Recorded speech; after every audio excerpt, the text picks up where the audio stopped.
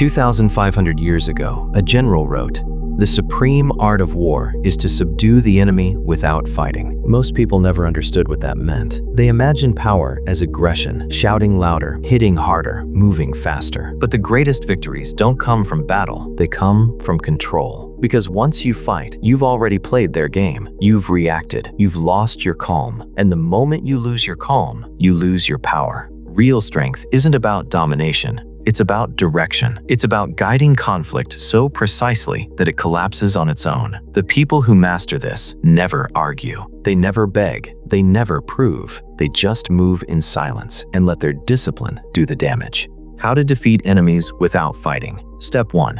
Control your reaction. Every fight begins the moment you react. The legendary samurai Miyamoto Musashi once said, "The ultimate aim of martial arts is not having to use them." Musashi was undefeated in over 60 duels, not because he was the strongest, but because he mastered the space between emotion and action. He never fought on impulse. He waited, watched, and let his opponents defeat themselves. When someone provokes you, they're not testing your strength, they're testing your control. If they can make you angry, they own your mind. But when you stay calm, when you refuse to give them that reaction, you shift the power instantly. Because silence forces people to reveal themselves. When you don't respond right away, you give them time to overplay their hand. And eventually, they expose their weakness without you ever lifting a finger. Step 2. Starve them of attention. Most people feed on attention. That's why insults, drama, and manipulation exist. They're just traps designed to make you respond. The easiest way to defeat someone who wants control over you is to give them nothing to control. No reaction, no argument.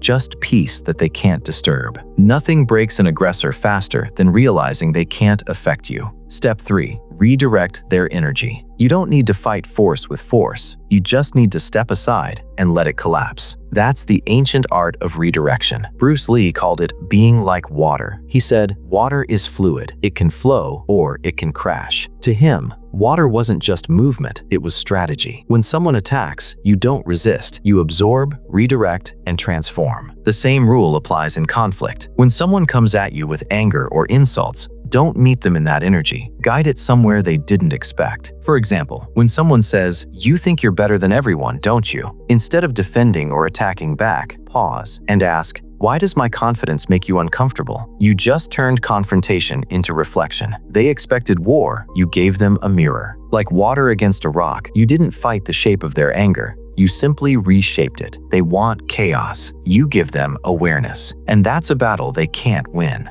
Step 4. Stay unpredictable. Predictability is vulnerability. Once people know how you'll react, they can control you. But when you move in silence, when your tone, timing, and choices stay unreadable, you become untouchable. The unpredictable person doesn't need defense. They are the defense. They make others hesitate, and hesitation is the first step to defeat. Step 5. Let time do the work. Time is the quietest warrior of all. Enemies burn energy trying to provoke you, but while they waste time attacking, you're evolving in silence. Let them exhaust themselves. Let them expose themselves. The longer the game, the clearer the truth becomes. You don't always win by striking first. Sometimes you win by outlasting the storm. Listen carefully. Refusing to fight is not weakness. Because if you apply carefully what we talked about, when you refuse to fight, you force the other person to fight themselves. Every human being has an ego that feeds on reaction. It craves acknowledgement, resistance,